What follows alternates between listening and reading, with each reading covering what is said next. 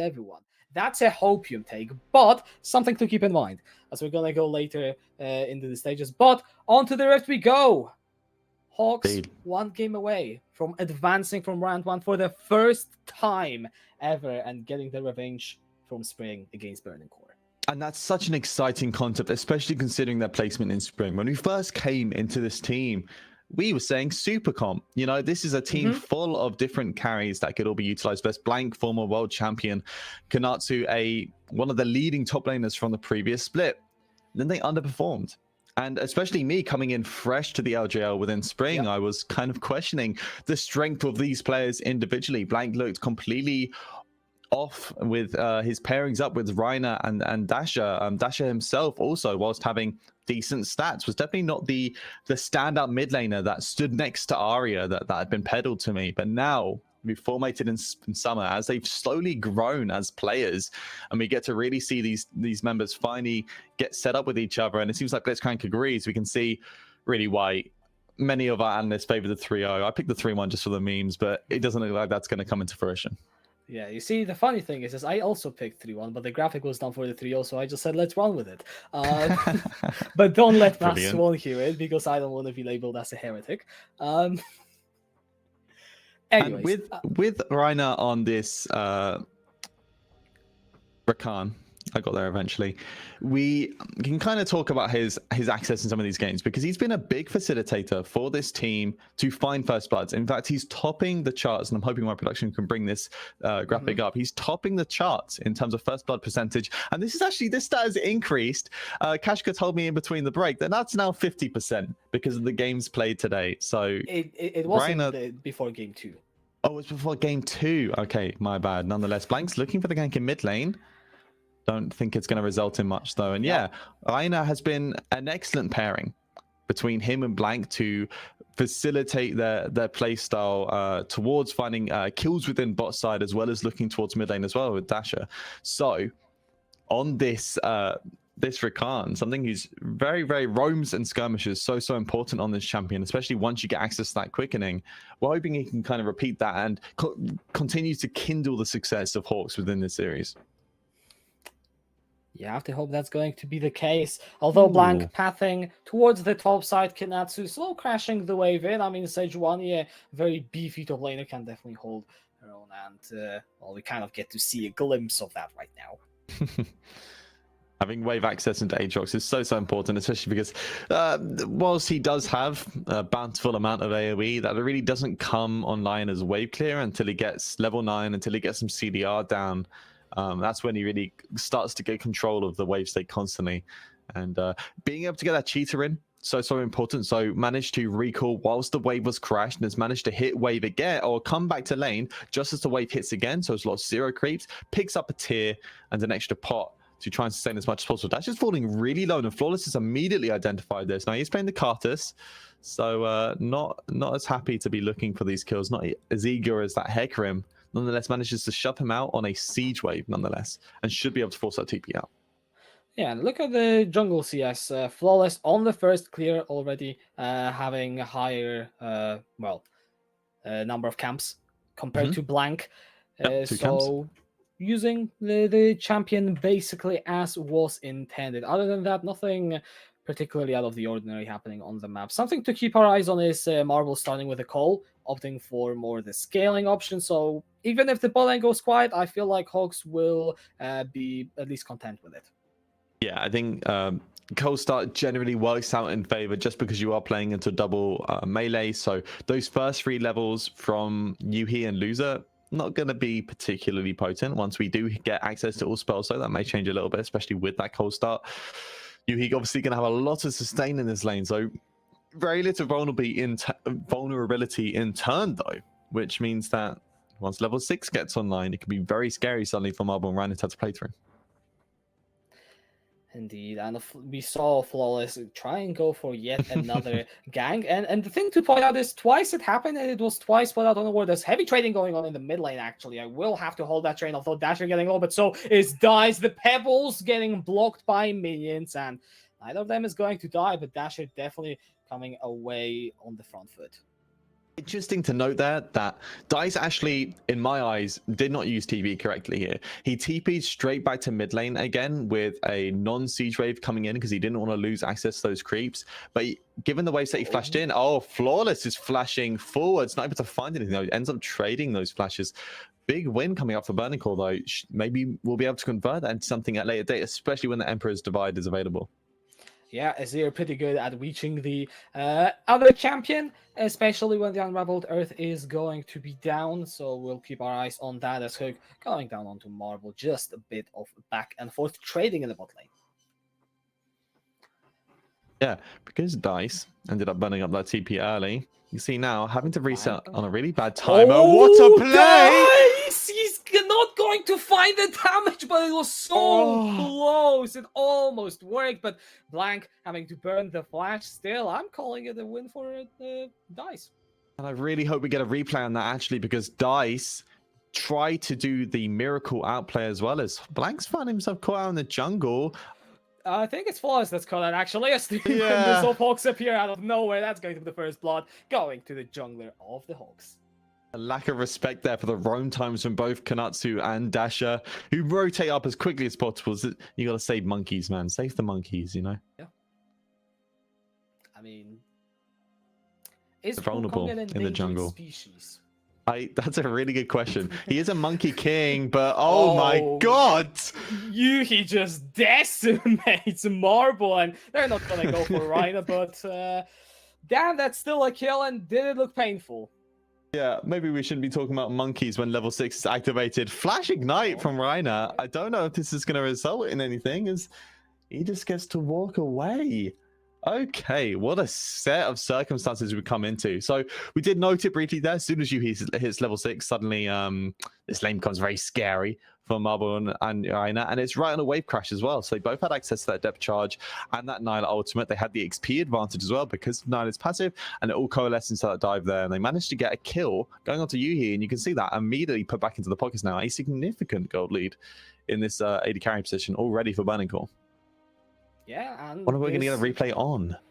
It's the top side. I mean, you can see Dasher and still Kanatsu having the priority all the time. So Flawless, not too sure about the thought process here. Yeah, not a fan of this one. Not going to lie. Not a fan.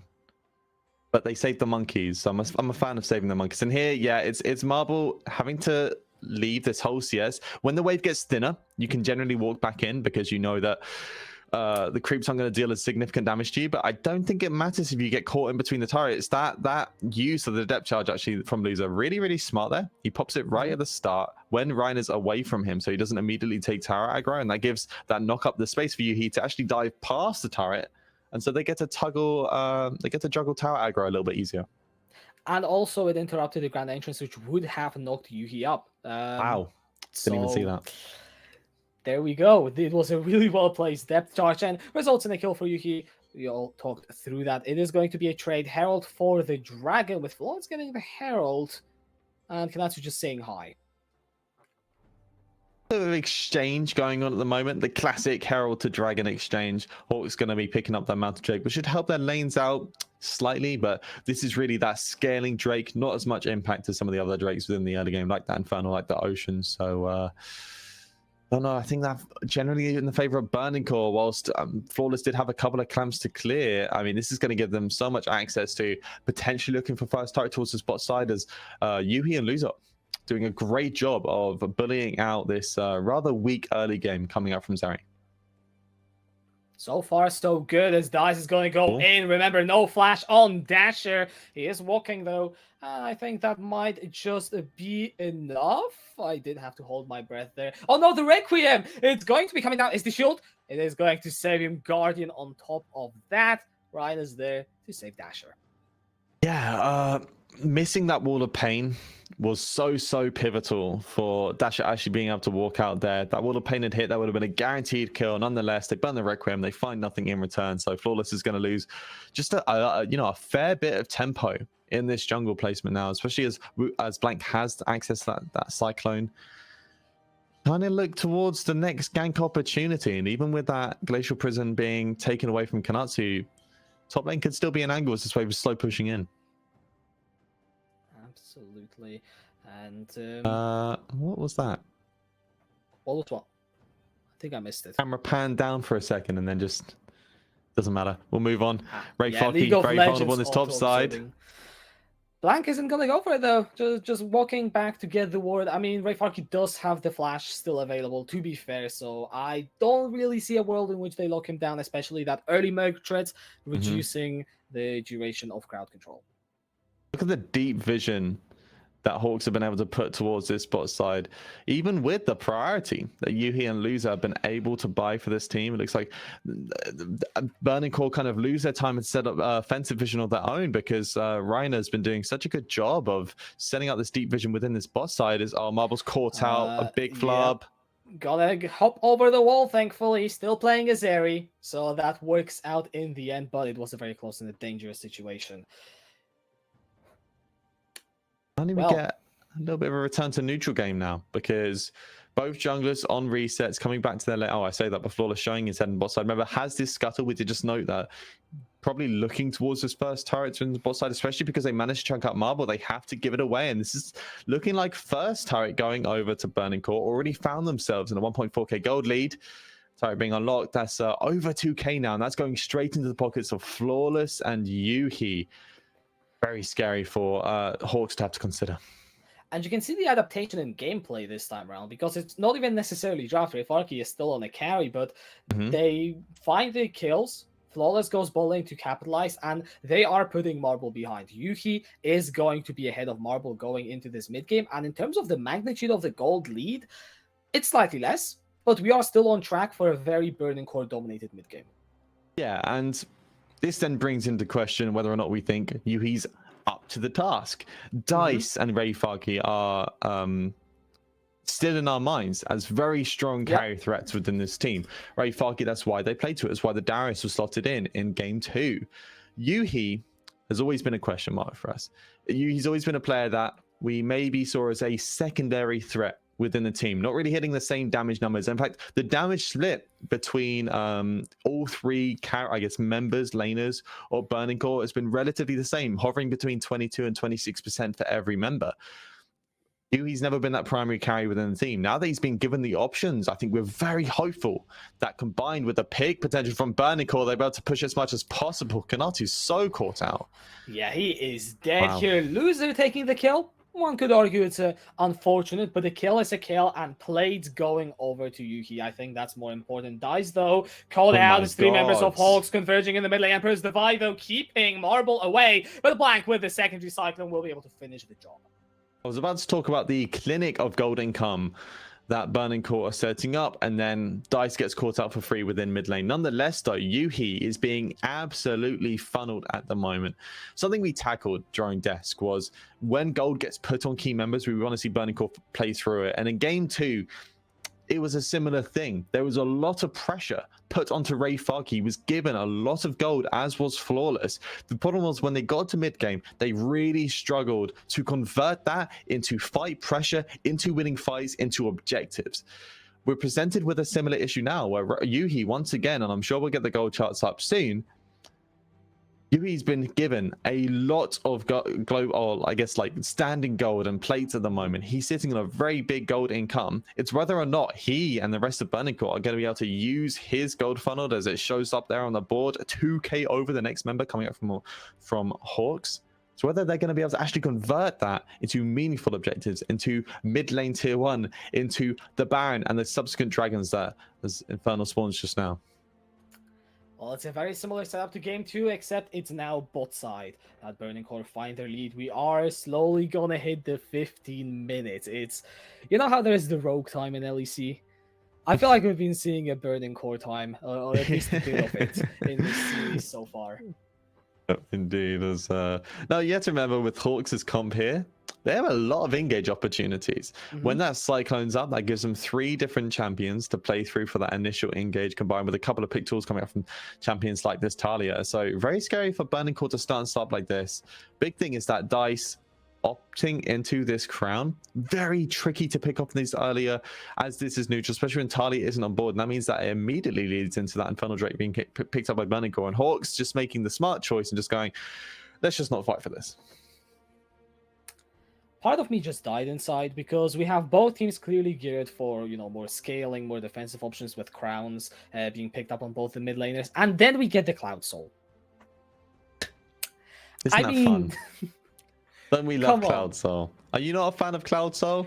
Have you not been hearing the Twitter discourse about Cloud Soul recently? It's a 90% win rate. Yeah, Kashka. actually, yeah, I mean, I heard You get it. Cloud Actually, Soul in and you fact, have a 90% chance to win. That's how stats work, I've heard. In fact, there is one person who's been flaming me on cast for hating on the Cloud Soul for quite some time now. Anyways, backstory over. We're gonna have the Requiem used. It's a bit of an engage. Keep the backstory going because nothing's going to happen now. Yeah, Burning Core just burned all of their engage opportunities. So, I mean, Cloud Soul has had high win rates for a while because a friend has actually been flaming me on cast every single time I hated the Cloud Soul for that exact reason. So, yeah, I am very much aware. I still hate it because it's boring. It's as simple as that. That's super fair. It's also very difficult to calculate the value of move speed. What does move speed actually mean in terms of gold stats? It's way less consistent in terms of its value than Infernal Drake is, or not every Drake is. You can tangibly work out the stats you're given from that and go, this is the effective value I'm getting out of it. Kind of like ornaments when they eventually kick in. This is not so much as he's just stepping up. They just want to get the priority in this wave. You can see here actually, once again, even with the priority that Burning Core have had, even with that gold lead that they found themselves in, 2k now.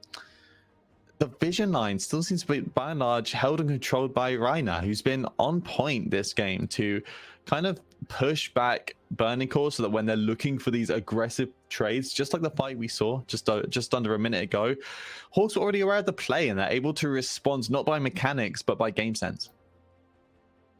Yeah, you can actually see Reina and Blank so deep in the jungle of Burning Core right now, which... He don't care. Yeah, I was gonna say, it means if Burning Core want to go for an aggressive play, there is the potential of a collapse, but it is very much a calm mid game. Both teams, they seem to be scaling. I mean, talking about scaling, because clearly that's the direction we're going. Yes. What are maybe the... Okay, you know what? Never mind. There's going to be an invisible drop down by Dasher. Flawless is going to be taken out by Reina Teleport. By Kinatsu, this fight isn't over yet. We have Loser going golden flashes backwards. Kinatsu on the front line holding strong, and Ray Farkey is cut down by this Zeri. Marble, is he going to be looking for more? He's got a lightning crush. Move speed is about to time out here. 2-4-0. Hawks, 18 minutes in, they just want to fight. Have you ever heard the definition of insanity? Like, we're just repeating the same situations as, once again, Hawks managed to find a successful fight off the back of Flawless overstepping and Yuhi being given all of this gold, not having access in this fight. We can see how this plays out here. Flawless once again overstepping just a tad. I mean, very aggressive this, and this is a genuine strat from Karthus. You want to when you're vulnerable, you want to put yourself in a position where when you die, you can find max value, and instead he opts away from that. On top of that, Yuhi flubs the ultimate, and you can see here, who is he meant to hit in this fight? Where is the additional access that Burning Core's plethora of engage and disruption tools come from? It's not being given to him. He's not able to output the damage, and suddenly all of this gold that they funneled into him, you can see him 2 items in 19 minutes. They can't play through it properly, and now the rest of Hawks have managed to catch up somewhat on that. Marble, who was very much punished within the early game, he's 1-1-1 now. He's also on 2 items. Dasher, once again, very smart with his itemization, opting in for that blighting jewel. He's building for that Void Staff second and going straight instead of going straight into that Seraph Embrace. That's going to give them the opportunity to once again pick onto Ray Farkey and Loser first, and it's how they've been able to find a successful fight. The ADC's gold is almost gone. 800, I mean, it's sizable. It's meanable. It's mean, yeah, it has value. It is money. Nowhere near what we saw.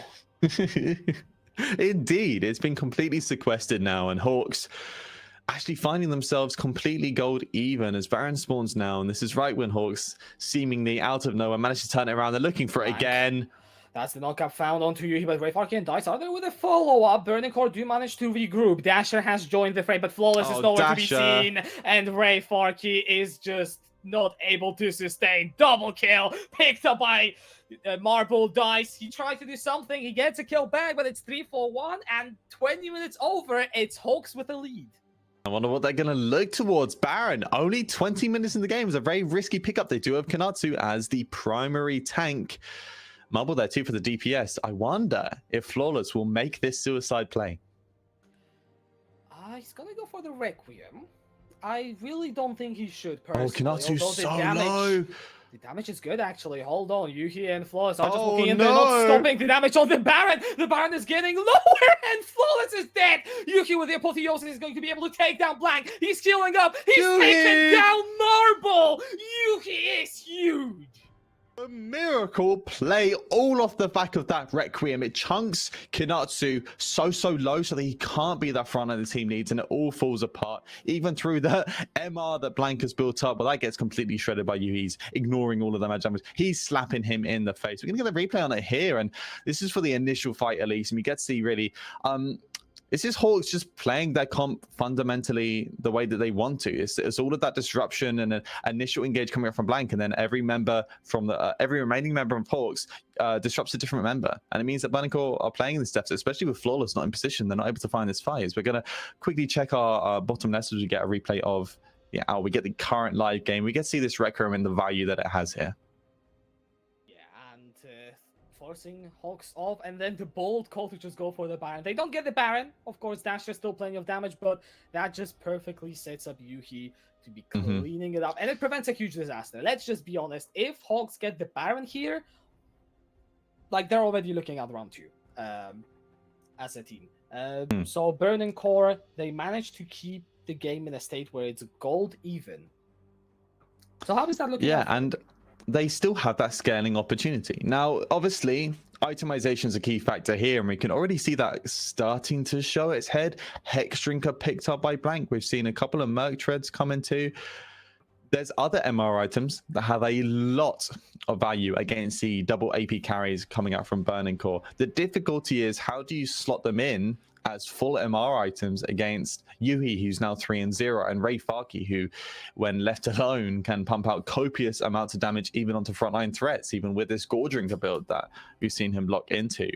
I've just seen another item. I'll finish talking about this first as we get to see Dasher starting down the spot side. And so would want to see potentially that Visage come in for members like Kanatsu or Blank or some of the other MR items you can look towards to really reduce the amount of damage that Flawless and Dice can do. But I've just seen Zhonya's coming up from Loser as a first item, and I don't know how to feel about this. So I'm going to, as I'm talking about Zhonya's, I'm going to look to RMC's face and see if he agrees or disagrees with this item choice. Honestly, that's a good strategy. As you're doing that, I do want to just point out to the viewers that Yuhi finished the Infinity A. So it's a 3-item AD carry. That's usually where these champions start to hit hard. And Marble just picked out the BF sword, so is behind about 1,300 gold. There you go. Wow. So even with this Zeri being 4-2 at the moment, i.e. not yet completed, that's really where this champion starts to pick up pace. So Burning Core currently in a kind of a position of better tempo. It's really up to them to kind of utilize that now. And right now, it just seems like they're just farming and chilling. They do obviously have that scaling with the Azir and the Carthers. Now, even with that being double AP, even with the opportunity to look for easy MR itemization, it's still Carthus Azir late game. It's still Wall of Pain, which can absolutely shred your MR combined with an Azir, which is opting for, Nashes as well. So optimal DPS build. Very scary to be playing into. Yeah, the timer is ticking. Which team is it going to favor? It's hard to tell at this point. Fully finished Molotov Mortius for Blank as well. So, of course, the defensive itemization starting to be stacked up in favor of Hawks. I'm wondering if he's going to opt into another tank item now, maybe something like the Randuins to really restrict you here, or if he doubles down on the MR and builds a Force of Nature. Because, I mean, look at the amount of value you have with Force of Nature against Azir Carthus. Incredible.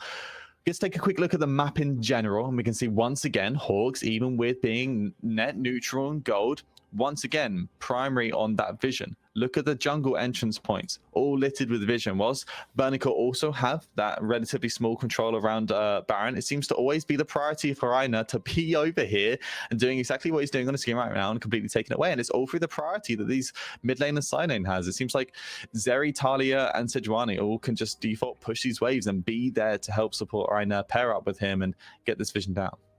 And we waited long enough for Marble to hit the IE now. We also have Dasher There with you the fully go. finished Seraph's Embrace. So 3 items Oh. on the primary carries of Hawks. It's the ebb and flow of the mid game where both teams are just trying to hit the items, and the spike now slightly going the way of Hawks. And even with the scaling coming up from Zia Karthus, you do have to consider the fact that they don't have a primary tank. Kanatsu already 3.5k HP there. That's only going to increase. The scalability of Sejuani into the late game is also potent, especially in tandem with that Force of Nature being picked up now from Kanatsu. That only threat onto him now is Yuhi. And when does Yuhi ever want to be hitting him in a fight? It's not the same as another AD carry. You can't just be hitting frontline. It's very difficult for him to do that and not get picked off by himself. So Burning presented with a very scary threat. Yeah. Man, we've been seeing this so much as it's wave into vision, into wave into vision. And maybe look for picks in the meantime. Blank is on a flangle. Oh, he's on the flangle. Will he have the dangle? He's looking for it. He clones over. Yeah, Yuki is just completely eviscerated. And that is the AD gone at the start of the fight. Burning Core, they need to get the hell out of here. I don't think you guys win. But Marble goes over the wall and dives out. Straight to the fountain you go. Flawless has no more luck. Double kill picked up by Marble. And that is what Hawks were looking for. That is the engage. Ryan and Blank coming in clutch. And the cleanup crew is as reliable as always. And it all comes down to that proactivity, right? Hawks are the first team to pull the trigger. They have all of these pseudo engage tools they use together.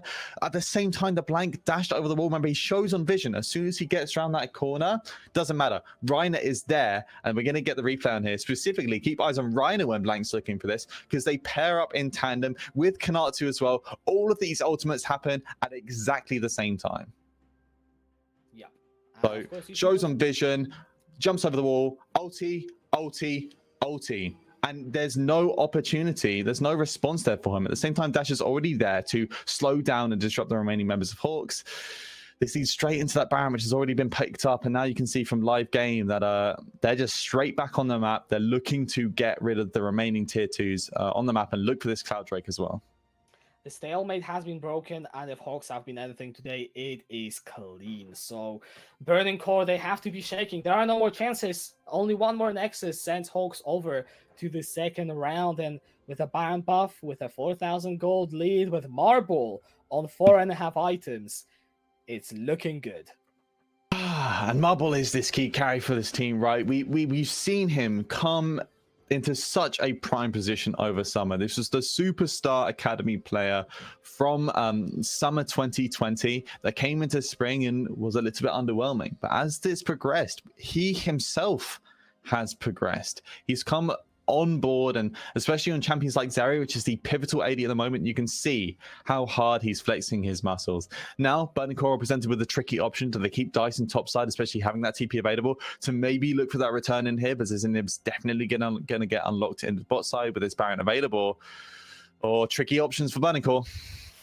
Oh, hard choices to be made, but that is going to be bot inhibitor traded for top inhibitor tower. Of course, it's a trade in favor of Hawks. That is what we expect when they are 5,000 gold in the lead with a Baron buff. But, guys, make sure that it's not going to be the game-ending push. Hawks will have to keep working for it, and it's all about buying time and looking for the opportunity if you're right now. Absolutely. And remember, we still have a plethora of engage options that Burning Core can play through. So not only will that Requiem be considerable amount of damage now that we have the Landry's and the Void coming out together, but also Depth Charge in combination with the Emperor's Divide, with the Nyla on the forward press trying to engage as well. This can come up and completely delete Marble or Dasher in the same aspect that he was taken away from that fight just 2 minutes ago. And whilst his Baron still activated for Hawks, you know, they're looking towards his remaining tier 2 in the top side. We always have that in the back of the mind that Burning Core still can turn around this kind of a fight. It's only a 6k gold lead. Still very meaningful, but they can look for this turnaround. But if this series is anything to go by, it's going to be tough. That is going to be the Glacial Prison. Chunks down, Flawless. The time is gone. Rhino with the quickness. Emperor's Divide is going to dissuade any further engage. Oh, and they burn a multitude of ultimates to get the space they're needed for that top side tier 2. But this time the clock has ticked down now. That inhib wave in the bot side is already pushed onto turrets. They're looking for the fight. Damage. He's getting chunked down. There is Dasha with the Weaver's Wall. The top lane hitter is going to be target. In comes the Requiem. Yuki looking for a way in. Massive knockout with a depth charge. But where's the apotheosis? Where is the damage? Yuki's looking for it, but he doesn't have it.